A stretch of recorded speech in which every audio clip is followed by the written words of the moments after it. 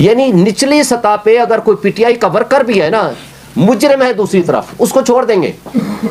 मुजरिम है, डाकू है, चोर है, दहशतगर्द है, उसको छोड़ देगी पुलिस। लेकिन जुर्म सिर्फ एक है पाकिस्तान में, वो पीपीसी में मेरा ख्याल है ये ऐड कर देना चाहिए था नवाज शरीफ शहबाज शरीफ की और पीडीएम की हुकूमतों को, वो है कि आप पीटीआई के वर्कर हैं तो सबसे बड़े मुजरिम हैं।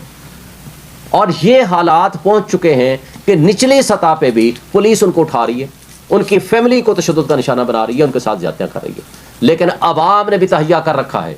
अवाम का फैसला ये है कि हमने बाहर निकलना है 8 फरवरी को, हमने बल्ले को वोट देना है, हमने पीटीआई और इमरान खान को वोट देना है। तो हम ये चाहते हैं कि कम से कम फ्री एंड फेयर इलेक्शन हो। इलेक्शन को अगर वक्त से पहले आप मुतनाज़ा कर देंगे, जो कि हो चुका है, आप अगर हमारे लोगों को आज भी उठाया जा रहा है जिनका पता कोई नहीं है, जिनके बारे में आज भी जो फर्स्ट हमारी लीडरशिप है वो सारी की सारी अंडरग्राउंड है, जो ही बाहर आती है आप उठा के ले जाते हो। मुझे बताएं, कल मैंने सारे दोस्तों से टेलीफोन पे बात हुई, चूंकि इत्तेफाक से मैं कोयटा जा रहा था। खदीजा शाह जिंदगी में कभी कोयटा नहीं गई, वो मुल्ज़िम है वहाँ के मुकदमों की। भाई या तो वो लाहौर में थी या वहाँ थी। अगर वो वहाँ थी तो फिर लाहौर में नहीं थी, इन मुकदमों को ख़त्म करो। अगर लाहौर में थी तो फिर वहाँ के मुकदमात कहाँ से आ गए? अगर आपने ख़वातीन के साथ भी ये जुल्म और तशद्दुद बरकरार रखना है, और आज तक 7 महीने से उनको किसी को बाहर नहीं आने दिया, इसके बावजूद कि सबकी जमानतें हो चुकी हैं, परवेज़ इलाही की 15 से 20 दफ़ा जमानतें हो चुकी हैं, किसी लीडर को आपने बाहर नहीं आने देना, तो मुझे बताएं तो फिर इलेक्शन कराने का फ़ायदा क्या है? आप ये बिलियंस ऑफ रुपीज़ किस लिए लगा रहे हैं? अगर आपके पास कोई हल है तो वो सिर्फ एक है, मुल्क को हमें आगे लेके जाना है या नहीं लेके जाना। आप क्या माजी से सबक सीखेंगे या नहीं सीखेंगे? भाई 60s एंड 70s में क्या हुआ? एक पार्टी को रोकने के लिए आपने हर हरबा इस्तेमाल किया, लेकिन पब्लिक उसके साथ खड़ी थी। 162 सीटों से 160 सीटें ली मुजीबुर रहमान की पार्टी ने, आपने फिर उसको इख्तियार नहीं दिया, आपने अपने ही लोगों के खिलाफ फोर्स यूज़ की। अब तो एक बड़ी तफसीर के साथ हैविंग रिस्पेक्ट, कई लोग उनसे इख्तलाफ कर सकते हैं, हामिद मीर ने जो रिसर्च करके एक दी है वो बड़ी ख़तरनाक किस्म की रिसर्च है। उसके नतीजे में तो ये साबित करने की कोशिश हुई है कि कौन लोग थे जो पाकिस्तान को दो लख्त करना चाहते थे। तो कमाल की बात यह है कि आज जो कुछ हो रहा है, क्या हम उसी हिस्ट्री को रिपीट करना चाहते हैं? क्या अपने लोगों पे जुल्म करना चाहते हैं? खा वो बलूचिस्तान के लोग हों, खा वो केपी के लोग हों, खा वो सिंध के हों, खा वो पंजाब के हों। भाई अगर आपने एक पीसफुल पॉलिटिकल वर्कर जिसने सारी ज़िंदगी आइन और क़ानून की बालादस्ती की बात की, मुझे पब्लिक में जाने से इजाज़त नहीं है, तो मुझे बताएं फिर वो कौन लोग होंगे जिनको आप आइन के तहत दिए हुए हुकूक देंगे? मुझे तो बलूचिस्तान के और पूरे रिमोट एरिया के उन दोस्तों की जब कॉलें या फ़ोन या उनकी जो शिकायत मौसूल होती हैं, मैं आपको अगर तफसील बताऊं तो कई घंटे लग जाएंगे। यानी निचली सतह पे अगर कोई पीटीआई का वर्कर भी है ना, मुजरिम है दूसरी तरफ, उसको छोड़ देंगे। मुजरिम है, डाकू है, चोर है, दहशतगर्द है, उसको छोड़ देगी पुलिस। लेकिन जुर्म सिर्फ एक है पाकिस्तान में, वो पीपीसी में मेरा ख्याल है ये ऐड कर देना चाहिए था नवाज शरीफ शहबाज शरीफ की और पीडीएम की हुकूमतों को, वो है कि आप पीटीआई के वर्कर हैं तो सबसे बड़े मुजरिम हैं। और ये हालात पहुंच चुके हैं कि निचली सतह पे भी पुलिस उनको उठा रही है, उनकी फैमिली को तशद्दुद का निशाना बना रही है, उनके साथ ज्यादतियां कर रही है। लेकिन अवाम ने भी तहैया कर रखा है। अवाम का फैसला ये है कि हमने बाहर निकलना है 8 फरवरी को, हमने बल्ले को वोट देना है, हमने पीटीआई और इमरान खान को वोट देना है। देखें, इमरान खान ने आज से 1 साल पहले कह दिया था कि लंदन प्लान है क्या। लंदन प्लान के 4 चीज़ें बताई।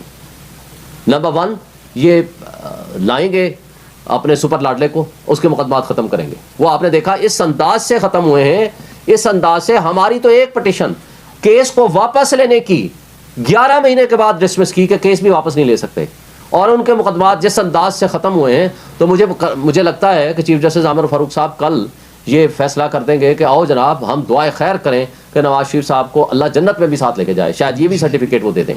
इतना फरिश्ता बना दिया। ये अलग बात है, आज भी एवन फील्ड डिपार्टमेंट का कोई पता नहीं मालिक कौन है। वो खुद कहते थे, हसन नवाज कहता था कि जनाब मैं टेनेंट के तौर पर रह रहा हूँ। हुसैन नवाज कहता था अल्हम्दुलिल्लाह ये हमारे हैं, जियो के ही प्रोग्राम में आकर कहा, और मरीम नवाज हमारी बेनिफिशियल ओनर है। और नवाज शरीफ ने फ्लोर ऑफ द हाउस पे खड़े होकर कहा था ये है वो ज़राए और रसीदें जिनकी बुनियाद पर हमने ये प्रॉपर्टी खरीदी है। और फिर कतरी खत आ गया। अब ये सारी चीज़ें ख़त्म हो गई हैं। अब तक ये नहीं पता कि अब अल्लाह ही पूछेगा कि ये एवन फील्ड डिपार्टमेंट है किसके। तो अगर ये तर्ज अमल हमारी मुनसफ़ों का हो जाएगा, ये जो नाइंसाफ़ी का दोहरा मेयार सबके सामने है, और सिर्फ ये नहीं है, मुझे बताएं चौथी दफ़ा हमारी बहस हो गई है वो रिजर्व आर्डर, वो जो तोशाखाना मुतासिब जज ने फैसला दिया, सेंटेंस सस्पेंड हो गई है, लेकिन आर्डर सस्पेंड करने के लिए चौथी दफ़ा बहस हो गई है और 4 महीने हो चुके हैं, अभी तक वो टाइम नहीं मिला जज साहब को वो फैसला लिखने का, फैसला करने का, आर्डर सुनाने का। वो रिजर्व ही है, वो महफूज है।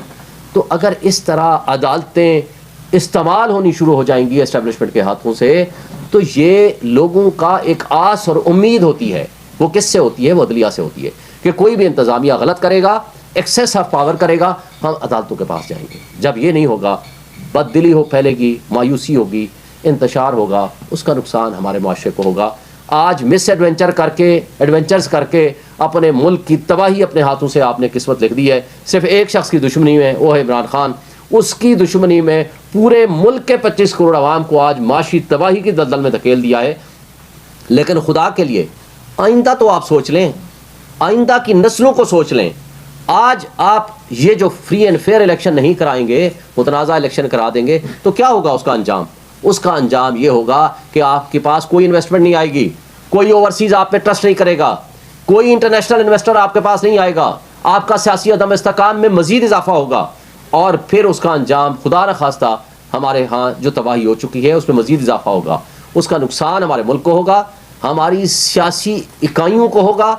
चूँकि इमरान खान और PTI फेडरेशन की अलामत है। पूरे 4 सूबों में के कैपिटल्स में चले जाएं, आप फेडरल के कैपिटल में बैठे हुए हैं, यहाँ चले जाएं, पूरे 4-5 सूबों के साथ आप KP में और आप गिलगित बल्तिस्तान और उसके साथ आप कश्मीर में, सिंध में, पंजाब में, बलूचिस्तान में चले जाएं, सारी दुनिया के लोग आपको बता देंगे। लेकिन फेडरेशन को आप तोड़ने की कोशिश करेंगे तो मुल्क की जड़ें खोखली होंगी। मुल्क की जड़ें खोखली होंगी तो नुकसान हमारी नेशनल सिक्योरिटी को भी होगा, हमारी 25 करोड़ आवाम को भी होगा, और उसके बाद शायद वापसी के रास्ते हमारे बंद हो जाएं। इसलिए आज भी वक्त है तमाम स्टेक होल्डर्स रिकंसीडर करें अपने फैसलों को, आवाम को फैसला करने दें। वो जिसको चाहते हैं उसको आगे आने दें, और जिसको नहीं चाहेंगे वो आगे आकर के अपना इक़्तिदार संभाले। आवाम के फैसले आवाम को करने दें। आप आज आपके इलेक्ट्रॉनिक मीडिया और सोशल मीडिया, ये अलग बात है, इलेक्ट्रॉनिक मीडिया पे जो पाबंदियां हैं वो हम सब जानते हैं और उनकी मजबूरियां भी जानते हैं, लेकिन आज सोशल मीडिया और डिजिटल मीडिया के जरिए लोगों तक पैगाम इस तेज़ी के साथ पहुंचता है और फैल रहा है। लोगों ने फैसला किया है कि हम ड्राइंग रूम की पॉलिटिक्स को ठुकरा देंगे, ड्राइंग रूम की पॉलिटिक्स को हम एक्सेप्ट नहीं करेंगे। और आज यही वजह है कि जो आपके मुख्तदर लोग, जो आपके ड्राइंग रूम और नूरा कुश्ती रखने वाले, सो कॉल्ड अपोजिशन करने वाले, वो आज जो फैसला करते हैं आवाम उनको रिजेक्ट कर देती है। और नूरा कुश्ती की मिसाल आपने देख ली, बिलावल साहब ने 3 महीने बड़ी गुडविल बना ली थी अपनी बातें करके, लेकिन एक राव अनवार उसकी गुफ्तगू आने के बाद और हाफिज नईम उर रहमान की एक गुफ्तगू के बाद कि हम अदम एतमाद ले आएंगे, तो वो जो सब पे भारी हुआ करते थे वो झाग की तरह बैठ गए और सब कुछ वो कह दिया जो ताकतवर लोग चाहते थे।